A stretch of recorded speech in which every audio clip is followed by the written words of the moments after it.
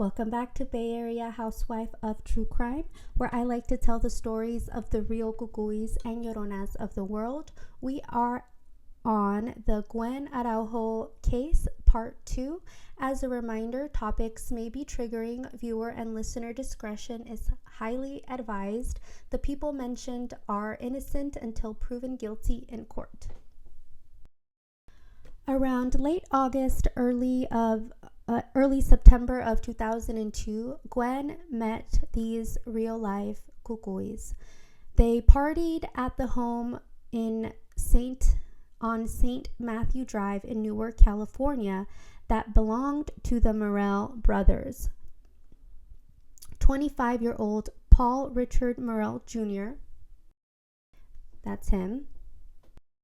22-year-old Jose Antonio Morel and 19-year-old Emmanuel Manny Morel. 21-year-old Nicole Brown was dating Paul Morel, and some sources indicate they might still be together and may have a kid. Also at this party in attendance were 19-year-old Jaron Chase Neighbors, 24-year-old Jason Casares, 22-year-old Michael William Magidson. At this party, Gwen introduced herself as Lita and became intimate with Jose Morel, Michael Magidson, and Paul Morel. Nicole started getting jealous of the attention Gwen was getting from all the men. Things got catty and a fight ensued between Nicole and Gwen. Nicole punched Gwen and Gwen punched her back harder. After seeing this cat fight, the men started talking, speculating on whether she was a man or not.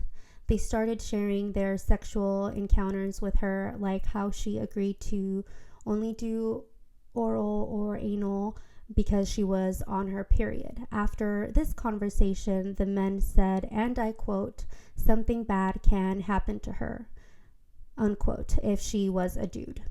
On October 3rd, 2002, Gwen attended another house party with the men at the Newark, California house. Jose Morel said, and I quote, "I swear, if she's a fucking man, I'm going to kill him. If it's a man, she ain't gonna leave," unquote. On the morning of October 4th, 2002, Michael Magidson asked Gwen to show her genitals. Nicole Brown suggested that they go to the bathroom so she could show them. Jose Morel goes into the bathroom and he and Gwen come out after 30 minutes saying that they had been intimate. Nicole made her way to the bathroom where Gwen was still at, pulls down her pants and underwear, and discovers her male organs. Nicole shouted, "It's a fucking man." The men became enraged. Gwen tried to leave, but they wouldn't let her.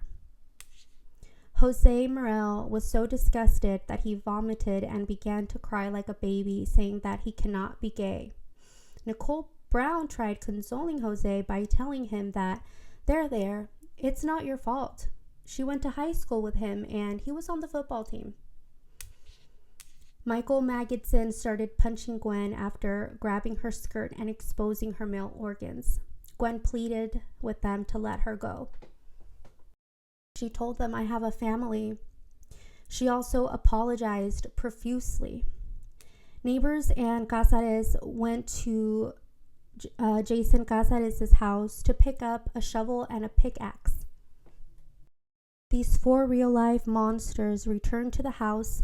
They found Gwen still conscious but bleeding from her head and would not move from the couch.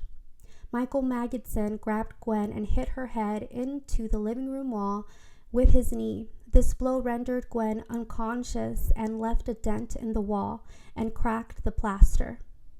Jose Morel exhibited disassociation at its finest by being more concerned about where on the couch and floor Gwen's blood had spilled and stained. Michael Magidson bounded the unconscious Gwen's hands and feet and wrapped her in a blanket. Everything after this is all he said, she said of events, and exactly how Gwen died is not entirely known. Jaron Neighbors and Michael Magidson strangled Gwen with a rope, and Jason Casares hit her with a shovel. Michael Magidson said it was Jaron Neighbors who strangled her and also struck her with the shovel. Jason Casares said he never hit her, and you know what I have to say about that? Blah, blah, blah. The autopsy listed the manner of death as a homicide, with the cause of death as strangulation associated with blunt force trauma to the head.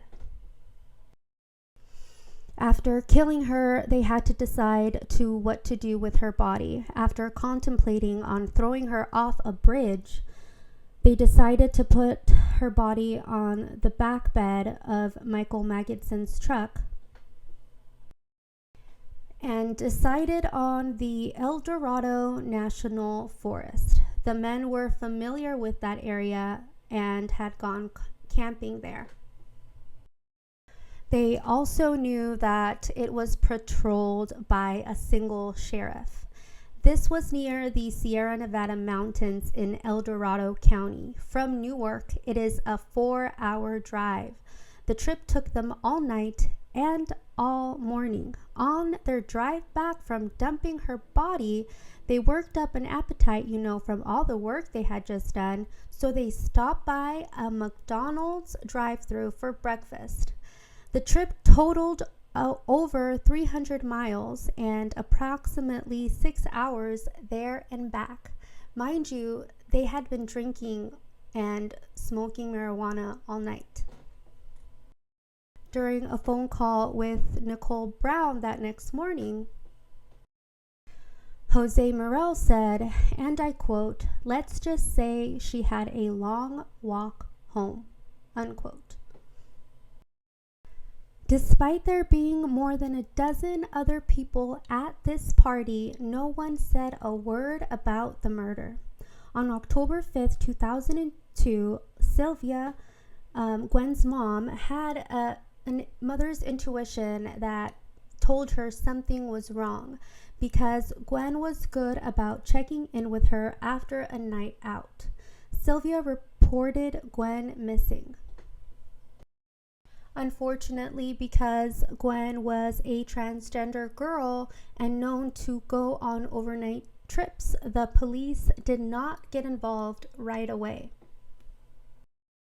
Relatives of Gwen were at a party where they heard gossip about a transgender girl who had been outed at a party and had been killed and buried in Tahoe.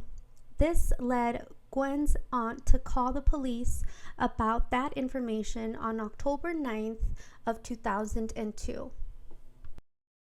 Police started asking questions and were led to the Morel brothers' home. Jaron Neighbors was sulking after the murder. All it took was a friend to ask him what was wrong, and he confessed about Gwen being killed. That friend tipped off the police about it, and they strapped him with a wire. The friend got Jaron to confide in him again. When police confronted Jaron about the recording, he led them to Gwen's body on October 15th of 2002. On October 17, 2002, Alameda County authorities arrested Michael Magidson, Jaron Neighbors, Jose Morel, and Paul Morel for suspicion of murder of Gwen Amber Rose Araujo and held without bail. Nicole Brown and Emmanuel Morel provided an alibi for Paul Morel in saying he left with them on the night of the murder and he was let go.